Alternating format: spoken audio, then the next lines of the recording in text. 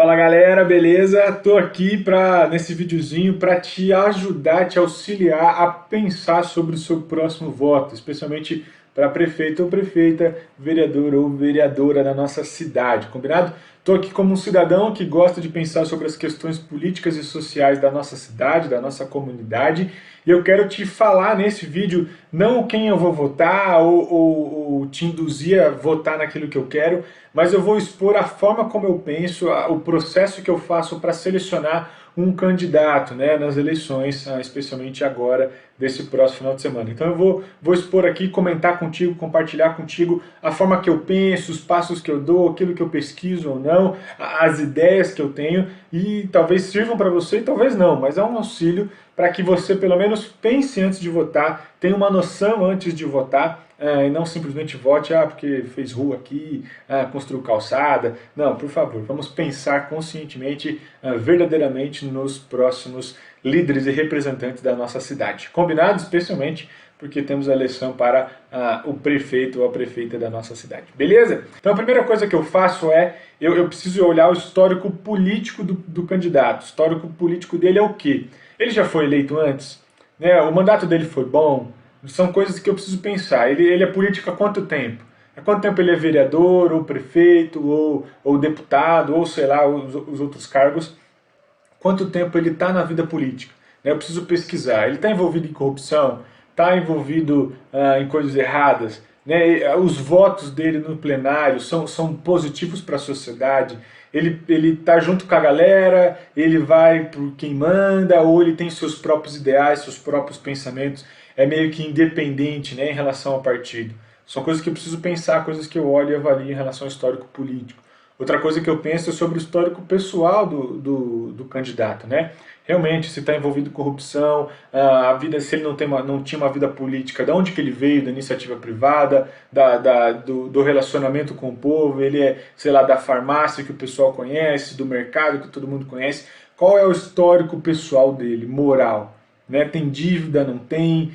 Como ele lida com as finanças, a administração do seu próprio negócio, ou não sei se tem negócio ou não, mas eu preciso avaliar isso tudo, tá bom? Eu tenho um site, eu já mandei aí no grupo, que ajuda a gente a pensar na parte financeira dos nossos candidatos, combinado? É só pesquisar no Google, você vai ter muitas informações lá também, mas pesquise o histórico político e o histórico pessoal de todos os candidatos que você pensa em votar, combinado? Até mesmo da oposição, por exemplo, você vota para alguém que é mais centro-esquerda ou esquerda, você precisa olhar também candidatos centro-direita e direita para você avaliar e comparar essa situação, tá bom?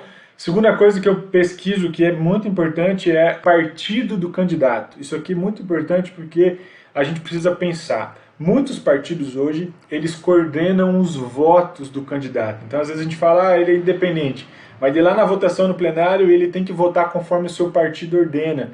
E aí isso é um grande problema para mim. Eu não gosto disso. Eu gosto de candidatos que são independentes do partido, né? Não que eles não tenham partido, porque isso não é possível.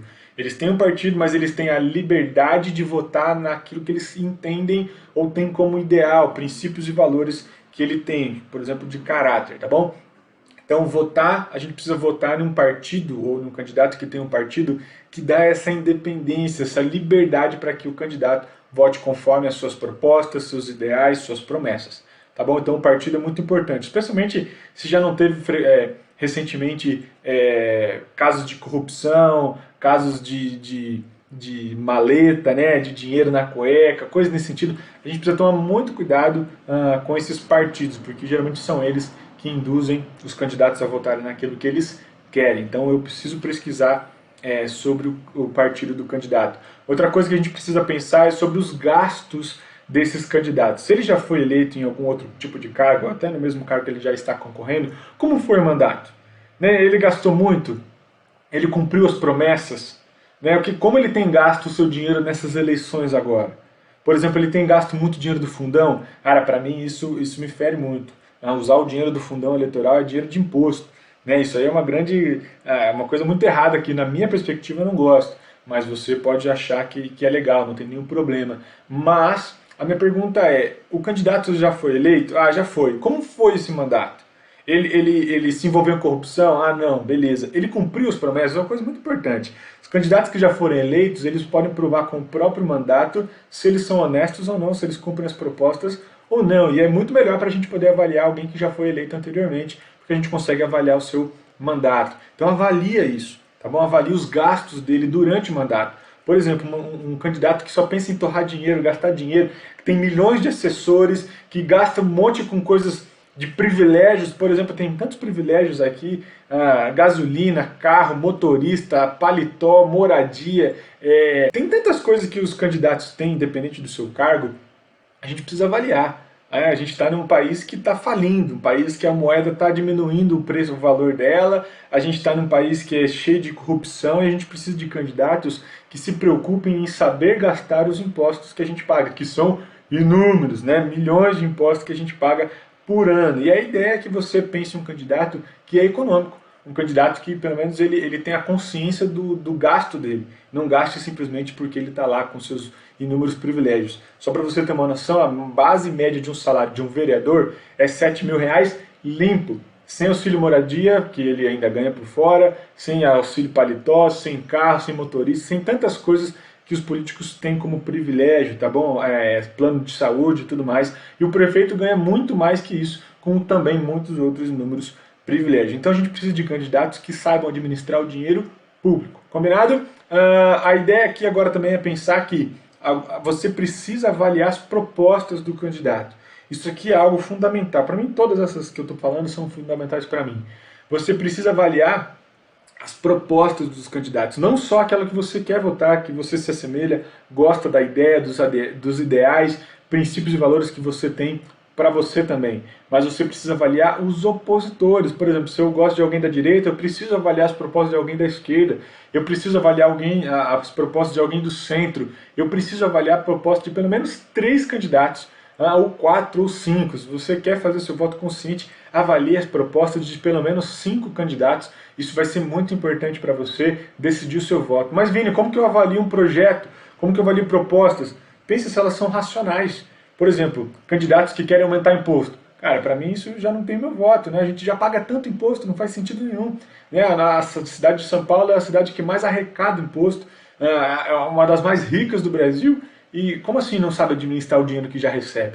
Entendeu? Então, para mim, isso faz muito sentido. Se tem candidatos que têm proposta de aumentar, sei lá, IPTU, imposto, aumentar um monte de outras taxas, isso para mim já sou contra, não faz sentido nenhum. Né? São Paulo já arrecada muita grana, se ele não sabe administrar a grana que tem, não vale o meu voto. Isso é o que eu penso, tá bom? Você pode pensar diferente. Outra coisa, como que eu avalio um projeto? Por exemplo, a gente precisa ter projeto para educação, projeto para saúde, projeto para transporte, projeto para as comunidades. A gente precisa pensar em projetos que façam a comunidade crescer. Não simplesmente, vou dar verba, auxílio, entrega dinheiro, entrega não sei o que para a galera poder viver. Legal, isso é gostoso, isso é bom. Mas eu preciso fazer com que as pessoas cresçam também, que elas aprendam a se desenvolver, não ficar nessa cultura de receber, receber, receber, receber, e não crescer, não se desenvolver intelectualmente, financeiramente, culturalmente. Então são propostas que eu avalio, se os candidatos estão preocupados simplesmente em populismo, ou se eles querem que as pessoas realmente cresçam e amadureçam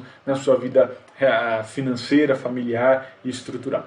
Beleza? São algumas dicas, talvez o vídeo tenha ficado um pouco longo, mas é o que eu penso, é a minha ideia daquilo que eu avalio dos candidatos. Então pense nos seus candidatos, pense nessas eleições, não faça um voto inconsciente ou levado por obras falaciosas, mas realmente pense, ore bastante pelos nossos candidatos, isso é uma questão fundamental que a Bíblia nos auxilia.